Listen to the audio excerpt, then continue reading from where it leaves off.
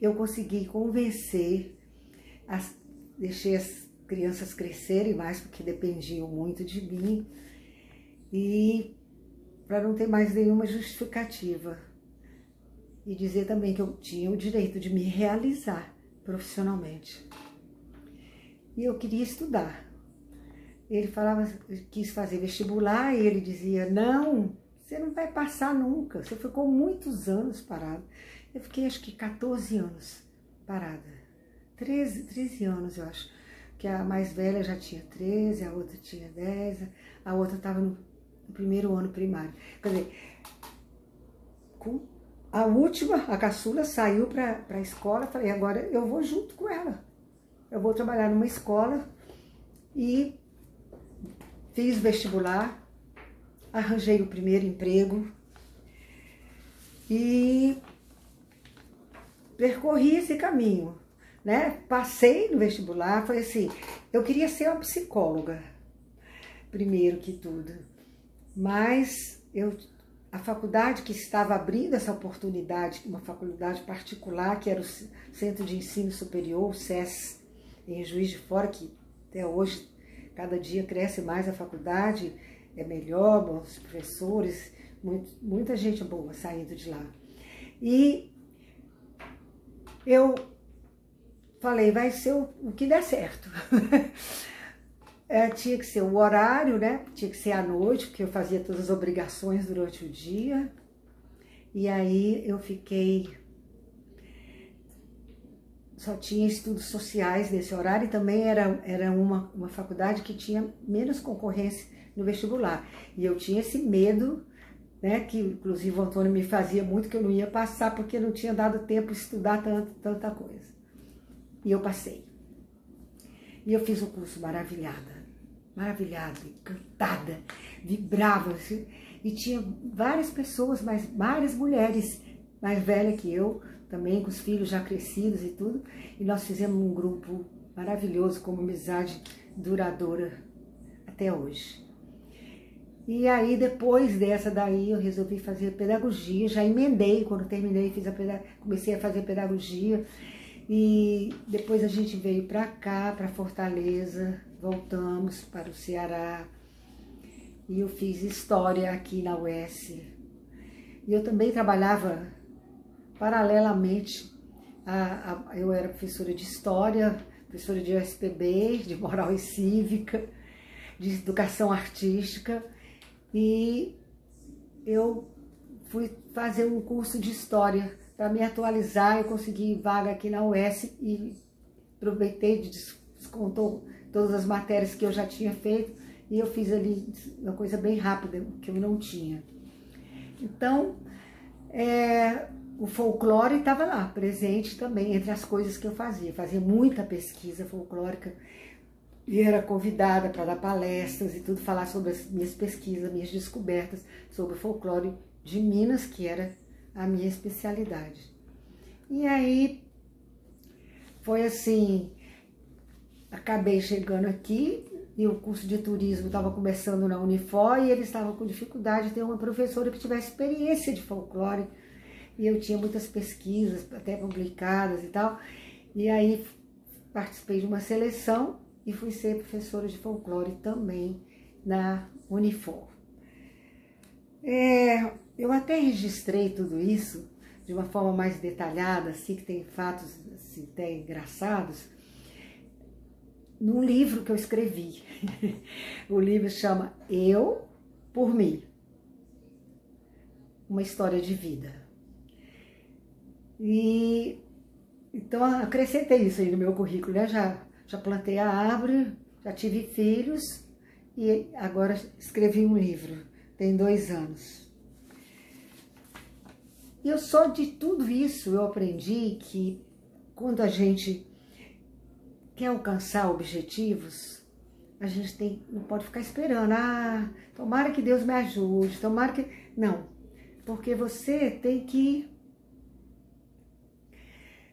batalhar muito, né? Tem que ter resiliência e firmeza para alcançar esses objetivos. Tem até uma história muito que eu contava para os alunos de uma pessoa lá na Itália que chegava lá para rezar diante de uma imagem.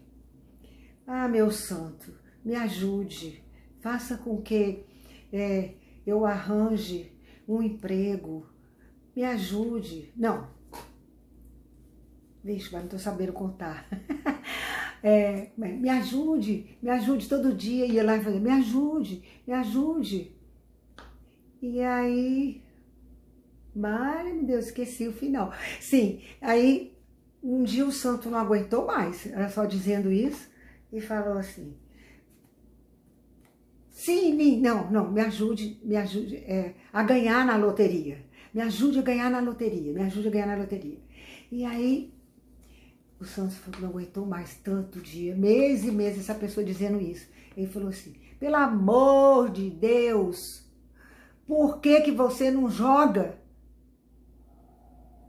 Quer dizer, a pessoa está pedindo o santo, mas não joga, não faz, não deu nenhum passo na direção daquele sonho, né? Então, é isso tudo que eu tento passar, eu passo, tenho certeza, pelos depoimentos de ex-alunos, de pessoas que já passaram pelos cursos usando a teoria do teatro, que a gente tem que batalhar naquilo que a gente quer. Quando você pode experimentar, quando você está livre, quando você está aberta para as experiências novas, você fica mais feliz. Às vezes as pessoas perguntam, Nazaré, você é tão feliz assim, né? Você gosta tanto assim desse seu trabalho assim? Eu amo, meu trabalho não é um trabalho. Ele é um trabalho lazer, porque quando eu estou com meus alunos, eu tenho uma felicidade assim imensa de ver o que eles vão modificando, que eles vão se transformando, que isso é um poder, e aquilo que eu acredito está sendo resolvido, né? Então, eu vim para o Ceará e fiquei 30 anos dando aula no Colégio Cristos, a princípio como professora de história, mas sempre junto com o teatro, que a minha proposta para eles foi exatamente colocar o teatro na educação, e depois deu certo. A gente formou grupo de teatro maravilhoso, ganhamos, fizemos muitas apresentações fora, ganhamos troféus, fomos indicados para algumas coisas, quer dizer, e os meninos continuam a me dar esse testemunho lá no Cristo. E por conta disso, o reitor da Unicristos me chamou para fazer essa experiência na faculdade. Um desafio, porque a gente sabe que o teatro não é assim muito bem visto, né? Não é muito bem colocado. As pessoas pensam que quem faz teatro é malandro, né? Pessoa que não tem outra coisa para fazer, que não sabe fazer outra coisa. Tem histórias interessantíssimas que eu conto no meu livro sobre isso, que eu não vou falar agora, que não é a minha meta hoje, que não é o meu foco. Mas aí ele me chamou para isso. O que seria? Eu trabalharia um grupo de jovens para serem os pacientes nos consultórios simulados que os alunos de medicina fazem. Trabalham esse consultório. É uma coisa obrigatória do curso, né? E ele queria, porque podia colocar outro aluno para fazer, um seria o médico, o outro seria o paciente, mas a preocupação do Dr. José Carvalho Rocha era fazer com que eles tivessem uma perfeição, que os alunos sentissem o sentimento, a emoção daquele paciente, para serem médicos mais humanos, a prestar atenção, porque de um modo geral, infelizmente, existe médicos que cuidam muito bem da doença, mas não cuidam do doente, não se preocupam com esse lado humano. E E o doutor José tem essa preocupação. Ele pediu para a gente fazer isso. Estou fazendo isso há 7 anos e tem sido um resultado muito interessante. O ator que eu estou preparando, que vai ser o paciente, ele tem que mostrar os sinais reais, convencer aquele médico naquele instante, né, que é o aluno de medicina, convencer que ele está com a enfermidade solicitada na prática daquele estudo. E aí isso possibilita ao aluno médico ser, o médico-aluno, prestar atenção na reação desse paciente, né? O sentimento dele, se ele está muito nervoso, se ele está com medo, se ele é contra estar lá, às vezes vai porque a família obrigou e tal. Então isso dificulta um entendimento maior para ele fazer um diagnóstico, para ele receitar o medicamento certo, pedir os exames adequados. Então eles ficam nesse consultório simulado, onde tem um vidro, né, como se fosse uma janela, que no lado dos alunos é um espelho e lá do nosso lado é um vidro. Eu e o médico, que é professor, ficamos observando como é o comportamento deles. Ele vê o lado do médico e eu vejo o lado do ator, se ele realmente está trabalhando direitinho, tal. Tem sido uma resposta muito boa. Eu fiquei muito feliz também com essa novidade e acabou que a gente começou a expandir isso devido à sensibilidade da coordenação de psicologia da Unicristo, que criou um curso de extensão, chama o Teatro na Educação. Objetivo: auxiliar o psicólogo em sua formação pessoal, no seu autoconhecimento, na sua segurança, trabalhando as suas emoções através de experiências e trabalhos de equipe. Então, nós estamos também agora com a turma de psicologia, que é o Teatro na Educação.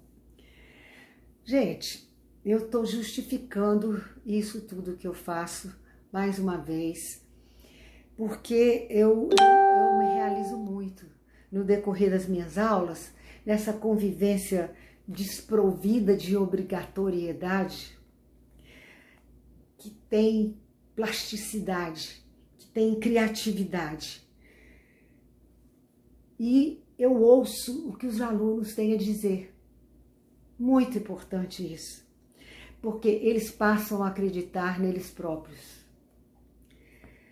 Eu vejo a minha ação somando algo positivo na vida deles. E eles passam a entender quando é a vez do outro e quando é a sua vez. Isso é um crescimento. Eu tinha pensado agora em encerrar essa nossa conversa com um texto sobre o teatro, falando na comédia, né, que é uma forma de teatro. Mas como foi o Dia dos Avós ontem, eu recebi muitas mensagens e aí eu me lembrei, um improviso, me lembrei de uma amiga, muito amiga, que escreveu um texto interessante sobre a maturidade e sobre os netos. Ela era médica, escritora, inteligentíssima, com um bom humor, uma capacidade incrível de fazer análises. Então eu pensei, acho que eu vou ler esse texto, embora não tenha nada, vou ler um pedacinho, que ela me perdoe. O nome dela é Celina Corte, doutora Celina Corte, que ela não gostava que eu chamasse de doutora, mas ela me perdoe, porque eu cortei algumas coisinhas para ficar mais curto. Eu vou pegar aqui um instantinho.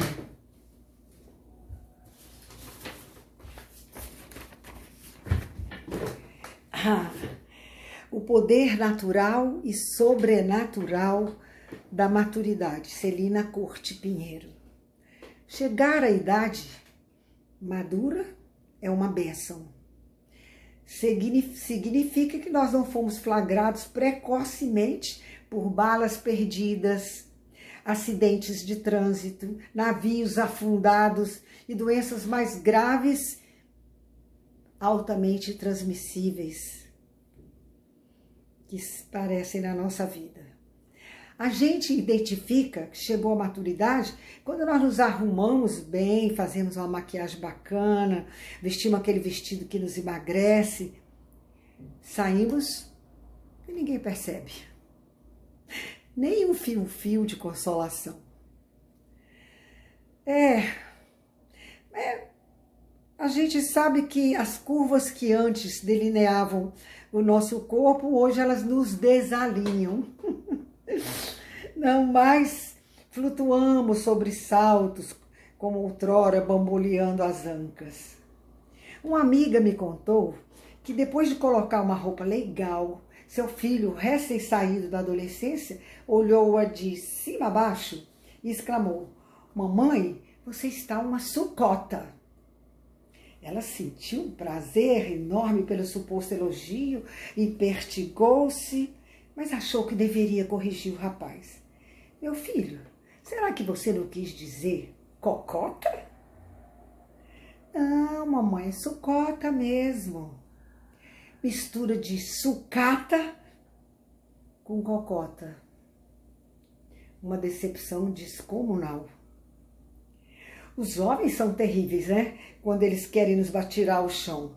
Mas a gente se levanta e fala sutilmente da esperança de vê-los chegar à nossa idade, vivos, inteiros e, sobretudo, sábios. É bem verdade que a maturidade traz consigo algumas perdas, mas até elas devem ser valorizadas. A redução da visão, por exemplo, faz com que os nossos companheiros, maridos, pareçam mais jovens do que são, e vice-versa. A maturidade também traz vantagens, que vocês bem conhecem. Temos a prioridade de filas do supermercado, da farmácia, dos bancos e algumas lojas. Eu nunca vi tanto idoso junto, parece uma convenção de idoso. E a nossa fila nunca anda. A outra fila anda muito mais rápido, né? Certa vez uma amiga me contou que ela estava numa fila e a moça do caixa precisou pedir à amiga do lado que lesse o código de barras porque ela não estava enxergando bem. A amiga leu, mas em seguida recomendou: "Fulana, você já sabe que não enxerga direito e fica com essa besteira de não querer usar óculos só para parecer jovem? Por isso que a fila não anda." Ah, meu Deus, mas na maturidade, nossas emoções se transformam em doenças. Portanto, melhor idade. Esse eufemismo não acontece para nós. Melhor idade só mesmo para os donos dos laboratórios e farmácias sustentados por nossos achaques. Uma das bênçãos que a idade nos traz são os netos. Quando nos aproximamos deles, seus olhos brilham de um jeito que nos deixa felizes e rejuvenescidas. O prazer que sentimos é inimaginável. Coisa melhor do mundo não há quando o neto nos percebe, abre os bracinhos e se aninha no nosso regaço fofinho, macio. As avós têm um jeito especial e gostoso de abraçar. E como eles nos amam como eles nos acham lindas. São as compensações da maturidade. Perdemos o frescor da juventude, os olhares de cobiça dos homens, mas ganhamos o olhar amoroso e sincero dos netos. Nossa alma se revigora com isso. A maturidade traz também consigo muitos aprendizados. Quando nos tornamos sogras, entendemos que poderíamos ter sido melhores noras. Não há por que as duas disputarem terreno entre si. Portanto, sogras e noras, unam-se, porque a vida é uma engrenagem sustentada pela amorosidade. Mas tem outra coisa, a maturidade é fantástica. Com o passar do tempo, nós nos tornamos bruxas. Aí entra o sobrenatural na nossa vida. Aprendemos a preparar poções de paciência, de sabedoria, de compreensão, de carinho, de boa convivência. Com elas nos embebedamos diariamente e passamos a observar o mundo com mais parcimônia, com segurança e alegria. E nos permitimos fazer previsões que em geral acontecem. Quem não se lembra daquela frase dita pela mãe? Meu filho, isso não vai dar certo. Tiro e queda. Não dava certo mesmo. E hoje é a nossa vez de prever o que parece oculto aos olhos dos filhos e do marido. Ficamos mais equilibradas, mais seguras, mais à vontade para fazer o que desejamos e não fazer o que não queremos. A gente aprende a não dizer tudo o que pensa e desenvolvemos um sorriso complacente, irônico. A gente descobre haver perdido as certezas da juventude, mas isso é maravilhoso, pois nos sentimos mais plenas em paz, reconfortadas e mais receptivas aos desígnios de Deus. É importante aprendermos a rir de nós mesmas. Muito importante, porque uma idosa chata, sem bom humor, é insuportável. Pois encham seus corações de alegria. Não percam a capacidade de sonhar e realizar. Não percam a individualidade, nem se tornem reféns dos filhos. Mantenham-se ativas, festivas. A maturidade de nossas emoções se transformam em doenças, já disse. E se a idade nos rouba o turgor da pele, não permitamos que também ela nos leve o bom humor. Sigamos em frente.